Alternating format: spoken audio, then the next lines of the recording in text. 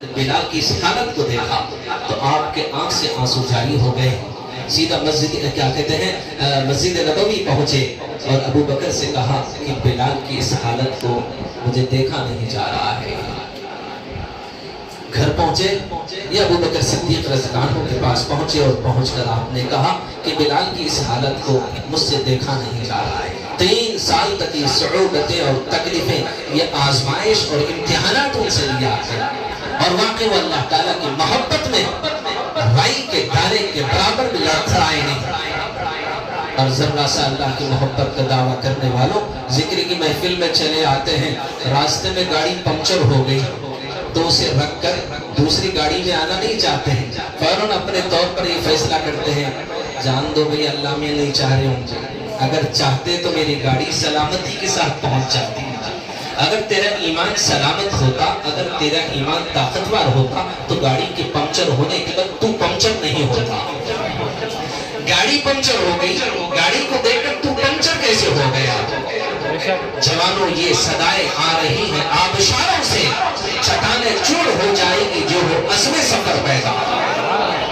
जब आपके अंदर अज़्म हो और इरादा हो खुदा की मारिफत और मोहब्बत के लिए, आप अपने घर से निकले हो तो रास्ते के कांटे भी तुम्हें मंजिल तक पहुंचने में कोई रुकावट ना बनाए।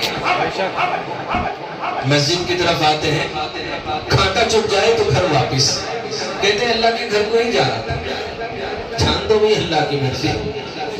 एक नौजवान, नई नई शादी हुई, मुरीद था, दुल्हन से कहा कि आपको भी हाफिज साहब का मुरीद बना देता हूँ। तो उसने जुमेरात के दिन छुट्टी लिया, पहले महफिलें जुमेरात के दिन हुआ करती थी, वो छुट्टी लिया और बेगम को ज़ू पार्क दिखाया, चार मीनार, मक्का मस्जिद, पूरी तफरीह कराया, कहा कि अब दिन कैसे गुजरे, फिर असर में हाफिज साहब के पास जाना है। जब ये सारी चीजों से निपट कर सैर और तफरीह के बाद घर लौट रहा था तो सेठ ने फोन किया, कहाँ है मियां, फ्री है? तो बोले हाँ फ्री हूँ साहब, आओ जरा काम है जरा। बहरहाल वो सैर और तफरीह से फ्री हुआ, जिस मकसद के लिए छुट्टी लिया था, अभी छुट्टी तो नहीं हुई, वो मकसद पूरा नहीं हुआ, लेकिन अचानक वो बेसाख्ता गया, फ्री हूँ, आ जाओ मियां। अब वो खुद आके सुनाता है कि सेठ ने जब कहा आ जाओ तो अब ये बोल रहे हैं कि बेगम, सेठ साहब फिर बुला दिए, जान दो भाई हाफिज साहब नहीं चाह रहे होंगे, ये अजीब फार्मूला है, मुझे हंसी आती है हजरत इंसान पर, कारे बद तो खुद करे, लानत भेजे शैतान पर। अब खुद अपनी गलती है और पीर और मुर्शिद को क्या कहते हैं, बुरा कह रहे हैं। अरे क्या है, जान दो, बेगम को बोल रहे हैं जान दो भाई, मैं इतनी इससे हजरत से बैत कराऊंगा बोल के छुट्टी लिया, नहीं चाह रहे होंगे जान, और गाड़ी को ऐसा मार रहे, सर को मार रहे, पीट ले। बस ये कहते हुए अल्लाह ताला ने जब इंतखाब किया है तो लोगों के दिलों में अज़मत जो डाल दी है उसके अंदर कमी आने से भी बचा लेता है। अल्लाह ने मोहब्बत डाली है, लेकिन वो मोहब्बत में कामिल होंगे तो कमजोरी रास्ते, जब दिल में वसवसे और बदगुमान आते हैं तो उसको भी बचा लेते हैं। अब ये अपनी सारी गलती शिर्क के ऊपर डाल रहा है, खतरा है कि इसको जो कुछ मिला है, बीवी को मिलने से पहले इसके भी सीने से कहीं रुखसत ना हो जाए। रहमत खुदावंदी जोश में आती है, आगे बढ़ता है तो फिर काल आता है, क्या हुआ मियां, नहीं साहब अभी आ रहा हूं, नहीं बता काम बन गया मेरा। फिर आता है रात में महफिल में और दूसरे दिन मुझे सुनाता है, हाफिज साहब मेरे साथ ऐसा वाकया हुआ। मैंने कहा यार कभी भी तुम्हारे साथ ऐसा वाकया हो, खता तुम करे और मुजरिम कहीं मुझे बनाने की कोशिश ना करो, वरना तुम्हारा ये जुर्म तुम्हें रास्ते से हटा देगा, तुम्हें मंजिल तक पहुंचने के बजाय तुम्हें उस राह पर पहुंचाएगा जिस राह पर गुमराही, जलालत और तबाही और बर्बादी लिखी हुई है। खता खुद करते हो और किसी और को मुजरिम बनाना नहीं, गलती आपसे हुई थी। खैर कहने का मतलब यह है कि हजरत बिलाल रज़ियल्लाहु अन्हु के बारे में हुजूर सल्लल्लाहु अलैहि वसल्लम ने अबू बकर से कहा कि अबू बकर, बिलाल की हालत मुझे देखी नहीं जा रही है। तो हजरत बिलाल रज़ियल्लाहु अन्हु से हुजूर ने फरमाया, जो भी बिलाल को आजाद करेगा मैं उसे जन्नत की खुशखबरी सुनाऊंगा। हजरत अबू बकर सिद्दीक रज़ियल्लाहु अन्हु उसके आका के पास पहुंचे जो खरीदे हुए गुलाम थे, भले कि मैं इस गुलाम को खरीदना चाहता हूँ। तो उसने कहा कि इसने कैसे कहा अल्लाह एक है, इसको तड़पा तड़पा के इसे मौत की नींद सुला दूंगा। کہا کہ آپ خریدو گے؟ بولے ہاں خریدوں گا۔ بولے ایک تھیلا پیسے دینا پڑے گا تب میں ان کو بیچوں گا۔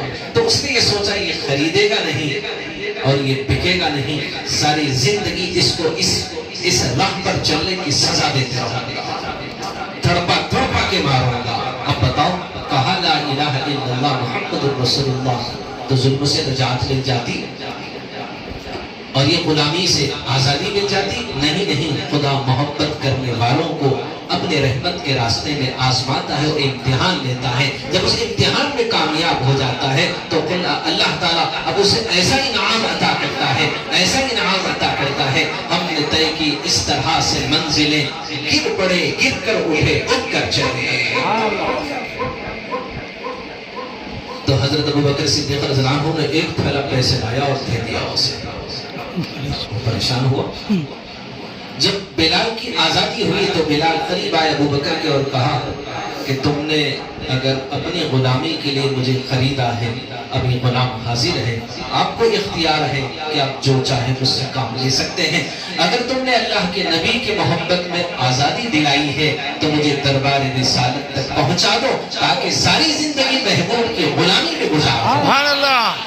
تو ابوبکر نے کہا اپنے لیے نہیں، محبوب کی محبت میں نے تمہیں اس غلامی سے بچا کے لائی ہے۔ لے جا کر حضور صلی اللہ علیہ وسلم کی بارگاہ اقدس میں پہنچایا گیا اور حضور صلی اللہ علیہ وسلم ساری زندگی کے لیے ان کو اپنا غلام بنا دیا۔ اور صرف اتنا ہی نہیں، مسجد نبوی کا مؤذن بھی بنا دیا۔ حضرت عمر فاروق رضی اللہ عنہ فرماتے ہیں، یعنی حکومت کی بات دور اگر میرے ہاتھ میں نہ ہوتی، حکومت کی ذمہ داریاں اگر میرے ہاتھ میں نہ ہوتی تو میں مسجد میں اذان دینے کو پسند کرتا۔ 17 ملکوں پر حکومت کرنے والا بادشاہ کہتا ہے کہ مسجد میں اذان دینا یہ ملکوں پر حکومت کرنے سے زیادہ افضل ہے۔ آج ہم مسجد کے مؤذنوں کو معمولی سمجھتے ہیں۔ ہمارے نزدیک اگر کوئی فقیر ہے، ہمارے نزدیک اگر کوئی لاچار اور مجبور اور بے بس نظر آتا ہے، اس کی بے بسی پر ہم مذاق اڑاتے ہیں۔ کبھی کبھی مسجدوں کے صدر اور معتبر ان کو اپنے گھروں میں جھاڑو دینے لگاتے ہیں، کبھی کبھی گھر کے ٹوائلٹ صاف کرنے لگاتے ہیں۔ ایسے لوگوں کو مساجد کا صدر اور ذمہ دار بنایا جاتا ہے جو وقت کے ڈاکو اور عیار اور مکار اور زانی اور کیا کہتے ہیں وقت کے لٹیرے اور چور ہیں۔ ایسے لوگوں کو صدر بناؤ جو امام اور مؤذن کے مقام اور مرتبے کو پہچان سکے۔ ہائے، یہ مؤذن کی نسبت کس سے پہنچتی ہے؟ یہ مؤذن کی نسبت جا کر بلال سے ملتی ہے اور امام کی نسبت جا کر امام الانبیاء سے ملتی ہے۔ یہ مسجد کا امام نہیں، مسجد کا مؤذن نہیں، ان کو اپنا غلام سمجھتے ہیں اور امام کو ایسا لگتا ہے کہ خریدا ہوا یہ ہمارا کیا کہتے ہیں کوئی نوکر اور کیا کہتے ہیں چپراسی ہے، ان کے مقام اور مرتبے کو یہ پہچان نہیں سکتے۔ حضرت بلال رضی اللہ عنہ مسجد میں اذان دیتے ہیں۔ ایک دن صحابہ اکٹھا ہوئے اور کہا، اے اللہ کے نبی صلی اللہ علیہ وسلم، بلال کی زبان میں لکنت ہے، الفاظ صحیح ادا نہیں ہو رہے، تو لہذا ان کے بجائے کوئی دوسرا اذان دے دیں۔ حضور نے فرمایا ٹھیک ہے، مرضی آپ لوگوں کی جائے۔ حضرت بلال رضی اللہ عنہ کے بجائے دوسرے دن فجر میں کوئی اور صحابی اذان دیتے ہیں، لیکن اذان تو ہو گئی، صبح کا سورج طلوع نہیں ہو رہا ہے، اندھیرا چھایا ہوا ہے۔ صحابہ روتے ہوئے حضور صلی اللہ علیہ وسلم کی بارگاہ اقدس میں پہنچے اور کہا کہ اللہ کے نبی صلی اللہ علیہ وسلم، کہیں قیامت تو نہیں آ گئی؟ اس سے پہلے کہ اللہ کے نبی صلی اللہ علیہ وسلم کچھ کہتے، جبرائیل امین آتے ہیں اور کہتے ہیں کہ آج بلال نے اذان نہیں دی، خدا ان کی اذان کی آواز کا سننے کا منتظر ہے۔ اگر بلال اذان نہیں دے گا قیامت آ جائے گی، لیکن صبح تک سورج طلوع نہیں ہوگا۔ جس غلام سے محبوب مصطفیٰ محبت کرتے ہیں، محبوب مصطفیٰ کا خدا بھی اس غلام سے محبت کرتا ہے۔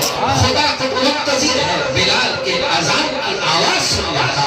اگر بلال اذان نہیں دے گا قیامت آ جائے گی، لیکن صبح کا سورج طلوع نہیں ہوگا۔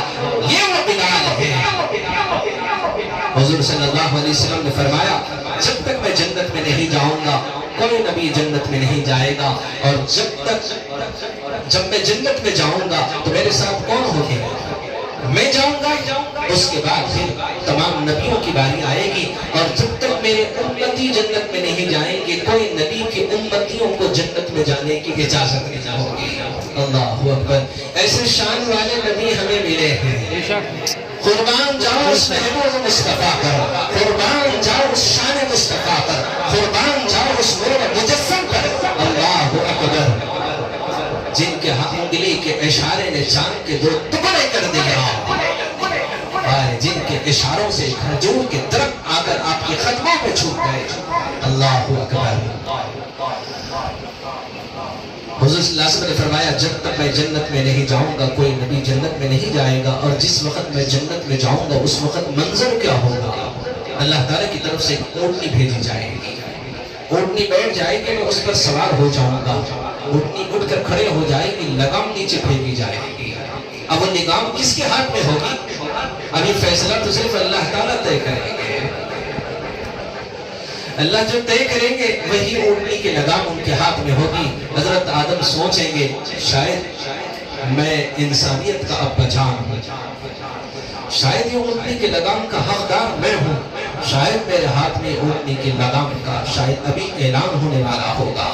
نوح علیہ السلام کہیں گے میں آدم ثانی ہوں، کہ ہو سکتا ہے کہ یہ اونٹنی کی لگام میرے ہاتھ میں ہوگی۔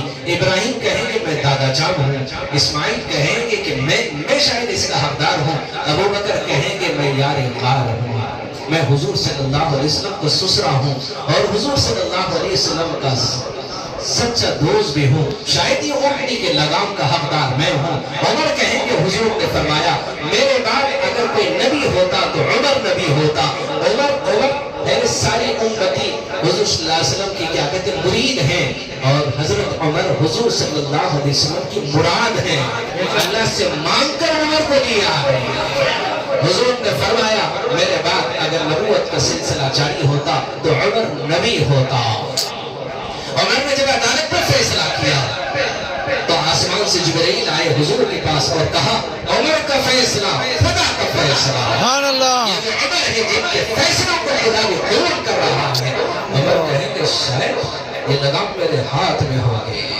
عثمان غنی کہیں گے نہیں یہ اونٹنی کی لگام یہ دل ہی دل میں سوچ رہے میرے ہاتھ میں ہوگی، کیونکہ میں 2 بیٹیوں کا شوہر ہوں۔ ایک بیٹی کا انتقال ہوا تو آپ نے دوسری بیٹی کا نکاح پھر عثمان سے کیا، پھر دوسری بیٹی کا انتقال ہوا تو عثمان غنی رضی اللہ عنہ کے چہرے پر رنجیدگی دیکھنے لگے، غمگینی دیکھنے لگے، تو حضور صلی اللہ علیہ وسلم نے قریب بلایا، اپنے سینے سے لگایا اور کہا کہ عثمان تم مجھے اتنا پسند ہے کاش محمد کو 100 بیٹیاں ہوتی، ایک ایک کر کے دنیا سے رخصت ہو جاتی، ساری بیٹیوں کا نکاح تجھ سے پڑھوا دیتا۔ اللہ اکبر، کیا مقام ہے۔ آئے عثمان کہیں گے وہ اونٹنی کی لگام میرے ہاتھ میں ہوگی، علی کہیں گے نہیں یہ اونٹنی کی لگام میرے ہاتھ میں ہوگی، کیونکہ میں پہلا بیٹا بھی ہوں، جنت کے مردوں کا کیا کہتے ہیں میں سردار بھی ہوں، فاطمہ کا شوہر ہوں اور حسن حسین کا ابا جان ہوں، اور حضور صلی اللہ علیہ وسلم کا چہیتا داماد بھی ہوں۔ آئے حضور صلی اللہ علیہ وسلم گھر میں پہنچے تو دیکھا کہ فاطمہ رو رہی ہے۔ حضور آگے بڑھ کر کہے کہ بیٹی کیا بات ہے؟ تو فاطمہ نے کہا میرے اور علی میں کچھ جھگڑا ہو گیا، کہاں چلے گئے نہیں پتا ہے۔ حضور چاہتے تو ابو بکر کو آواز دیتے، عمر کو آواز دیتے، عثمان کو، صحابہ کو آواز دیتے، سارے مریدین دوڑ کر آتے اور داماد کو تلاش کر کے لاتے۔ نہیں حضور خود اپنے داماد کو تلاش کرتے ہوئے نکلتے ہیں، دیکھتے ہیں کسی مسجد میں آرام کر رہے تھے، گرمی کا موسم تھا، کپڑے نکالے تھے، جسم مبارک پر مٹی لگی تو حضور نے کہا ابو تراب اٹھو۔ حضور نے آواز دی، حضرت علی نے اٹھا، حضور نے ہاتھ لیا اور ایسے بغل میں ہاتھ دے کر محبت اور پیار کے ساتھ اپنے گھر لے آئے۔ سسرے بنو تو ایسے بنو، داماد سے محبت باپ بنو تو ایسے بنو کہ بیٹی کے نکلتے ہوئے آنسوں کو باپ محسوس کرتا ہے، لگتا ہے کچھ نہ کچھ بات ہو گئی ہوگی۔ اور ہمارا حال یہ ہوتا ہے کہ جب بیٹیوں کے گھر پہنچتے ہیں اگر کبھی ان کے آنسو نکل جائے، جہالت کی ایسے لگتا ہے کہ ڈکشنری میں وہ الفاظ نہیں، وہ الفاظ باپ کی محبت کی زبان سے ایسے نکلیں گے، اب اس بیٹی کو زندگی کیا ملے گی، اب زندگی توڑنے کی نوبت تک پہنچا دے گا۔ یہ جہالت ہے۔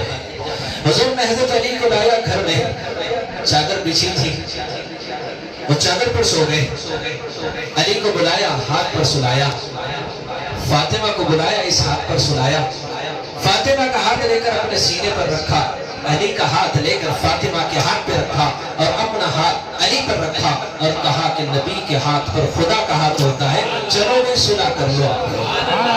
اتنا کہنا تھا کہ دونوں ہنسنے لگے، ہنستے ہی آپ صلی اللہ علیہ وسلم فوراً باہر نکل گئے۔ جب دو لڑنے والوں میں جب اتحاد ہو جائے تو بیٹھ کر ان کی محبتوں میں رکاوٹ نہیں بنتی۔ حضور صلی اللہ علیہ وسلم نے کتنا بہترین سبق دیا، جیسے ہی دونوں ہنس دیے آپ نے کہا لائن کلیئر ہو گئی، فوراً باہر نکل گئے۔ جیسے ہی باہر نکلے، اللہ اکبر، اس باپ کی خوشی کا عالم کیا ہوگا جہاں بیٹی اور داماد کے درمیان کوئی رنجیدگی ہو جاتی ہے، دونوں میں کوئی ناراضگی ہو جاتی ہے تو وہ بیٹیوں سے محبت کا جگر جو باپ کا ہوتا ہے وہ نہیں چاہتا کہ دونوں میں کسی قسم کی کوئی رنجیدگی ہو، کوئی ناراضگی ہو۔ ہم تو ناراض ہونے پر تو رشتے توڑ دیتے ہیں، گھروں میں بٹھا لیتے ہیں، اس کا نام محبت نہیں ہے، اس کا نام محبت نہیں ہے۔ ان کے جذبات اور احساسات کو سمجھنے کی کوشش کرو، ٹوٹے ہوئے دلوں کو جوڑنے کی فکر کیا کرو۔ کبھی کبھی مائیں کہتی ہیں بیٹے چھوڑ دے، تیرا باپ ابھی جوان ہے، کچھ نہیں ہوگا، اور نادان لڑکیاں بیوقوف ماؤں کی ان باتوں کی میں آ کر اپنے زندگیوں کو ٹھکا کر گھر میں بیٹھتی ہیں۔ لیکن سن لو، یاد رکھ لو، ایک ماں اپنے بیٹی کو، ایک بھائی اپنی بہن کو، ایک باپ اپنی بیٹی کو نرم گدے دے سکتا ہے، اے سی لگوا سکتا ہے اور 3 ٹائم بریانی کے نوالے کھلا سکتا ہے، لیکن یاد رکھ لو اس کے جذبات اور احساسات جو ہیں، جو اس کے ارمان اور خواہش ہے، جو اس کی زندگی کے اندر جو اللہ تعالیٰ نے ایمان کو کیا کہتے ہیں مضبوط کرنے کا جو راہ اور راستہ دیا ہے، آئے ایک دن بیٹی نیند سے بیدار ہوتی ہے، نیند کیا آئے گی، کروٹیں بدلتے رہے گی، ایک دن جذبات سے بے قابو ہوگی، اپنے ماں کے دروازے کو دستک دے گی، اپنے بھائی کے دروازے کو دستک دے گی اور یوں کہے گی کہ میرے بھائی نرم گدے ہیں لیکن کانٹے بن کر چپ رہے ہیں۔ بولے کیوں، کیا بات ہے؟ بولے مجھے اپنے شوہر کے گھر کا بوریا یاد آ رہا ہے، اے سی تو کمرے میں لگا ہے لیکن پسینے نکل رہے ہیں کیونکہ مجھے اپنے شوہر کے گھر کی جھونپڑی یاد آ رہی ہے۔ تم بریانی کے نوالے تو کھلا رہے ہو، حلق سے کانٹے بن کے اتر رہے ہیں، کیونکہ مجھے اپنے شوہر کے گھر کے سب کے ٹکڑے یاد آ رہے ہیں۔ یہ انسان ہے، یہ اس کے جذبات ہیں، یہ احساسات ہیں۔ اپنے اولاد کے جذبات اور احساسات کو سمجھنے کی کوشش کرو۔ جب آپس میں کسی قسم کی جو رنجیدگی آ جائے، ناچاکی اور نااتفاقی آ جائے، اس چنگاری کو آگ کے شعلے میں بنا کر زندگیوں کو جلا کر خاکتر کرنے سے بہتر ہے کہ اس چنگاری کو بجھا دو، اس سے پہلے کہ کہیں شعلہ بن کر جو خاندانوں کے اندر کیا کرتا آگ لگا دے۔ حضور صلی اللہ علیہ وسلم نے دونوں کے اندر جب مسکراہٹ دیکھی تو باہر نکلے تو ادھر سے ابو بکر صدیق آ رہے تھے۔ آپ نے کہا اللہ کے نبی صلی اللہ علیہ وسلم بہت خوش دکھ رہے ہیں، کیا بات ہے؟ تو حضور صلی اللہ علیہ وسلم نے فرمایا میں علی اور فاطمہ کے درمیان صلح کروا دی ہے۔ دیکھو کیا خوشی ہو گئی، میں علی اور فاطمہ کے درمیان صلح کروا دی ہے۔ ہم تو صلح نہیں کرواتے، مسائل اور پیدا کرتے رہتے ہیں۔ سسرے بنو تو ایسے بنو، باپ بنو تو ایسے بنو، داماد بنو تو ایسے بنو، سیاستدان بنو تو ایسے بنو۔ عدالت کی کرسیوں پر بیٹھے اگر انصاف کرنا چاہتے ہیں، وہ امام الانبیاء کی طرح انصاف کرنے والا بن جاؤ۔ وکالت کرنا چاہتے ہیں، میرے نبی نے وکالت بھی سکھائی، سیاست بھی سکھایا، صحافت بھی سکھایا، تجارت بھی سکھایا، باپ بن کر اپنی اولاد کے ساتھ محبت کرنا بھی سکھایا ہے، سسرا بن کر دامادوں کے ساتھ محبت کرنا بھی سکھایا ہے۔ آئے داماد بن کر اپنے سسرال والوں کے ساتھ کیسے معاملہ کرنا، شوہر بن کر اپنے بیوی کے ساتھ کیسے سلوک کرنا، وہ بھی آپ نے سبق سکھایا۔ ہم تو ایک بیوی کے شوہر ہیں، میرے نبی 11 بیویوں کے شوہر تھے، ایک بیوی نے بھی کبھی گلا اور شکوہ اور شکایت نہیں کی کہ میرے محبوب نے ہمارے حقوق میں رائے کے دانے کے برابر بھی کوئی کمی کی ہے۔ ہم ایک بیوی کے حقوق ادا نہیں کرتے ہیں، دوسری کی طرف نظر ڈالتے ہیں، تیسری کی طرف نظر ڈالتے ہیں۔ اس لیے کہتا ہوں ایک بیوی ایک مرد کیا مزے کی بات ہے، 2 بیوی ایک مرد جھوٹا مشکلات ہے، 3 بیوی ایک مرد حالت سکرات ہے، 4 بیوی ایک مرد دو رہا شریعت کی مخالفت نہیں کر رہا ہوں، لیکن بات آپ کو سمجھا رہا ہوں، شریعت نے اجازت دیا ہے، اس سے پہلے انصاف کرنے کا سبب بھی دیا ہے۔ ایک بیوی کا ہم حق ادا نہیں کرتے تو دو بیویوں کے درمیان انصاف اور عدل کیسے کر سکیں؟